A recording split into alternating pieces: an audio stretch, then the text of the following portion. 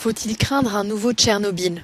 La question est au cœur du conflit en Ukraine alors que des bombardements quotidiens menacent la sécurité de la centrale nucléaire de Zaporijjia.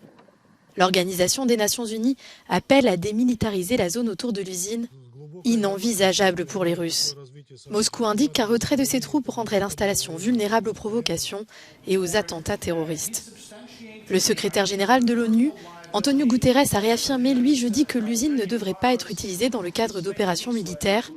Tout dégât sur la centrale nucléaire de Zaporijjia serait, dit-il, un suicide. Une visite de l'usine par une délégation de l'Agence internationale de l'énergie atomique pourrait avoir lieu début septembre. Nous discutons actuellement de cette question avec le secrétariat de l'Agence internationale de l'énergie atomique. Il est trop tôt pour donner plus de précisions sur les modalités de la mission. Ce sont des sujets très sensibles. Nous discutons et continuerons à discuter de tous les détails relatifs à cette intervention, du nombre de personnes à impliquer, du temps qu'elles passeront dans la centrale et de ce qu'elles y feront. Pour le secrétaire général de l'OTAN, Jens Stoltenberg, il est urgent que cette visite soit autorisée.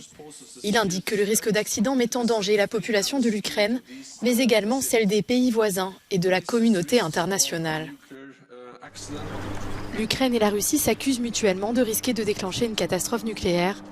L'usine aurait été frappée 5 fois jeudi, y compris près de l'endroit où les matières radioactives sont stockées.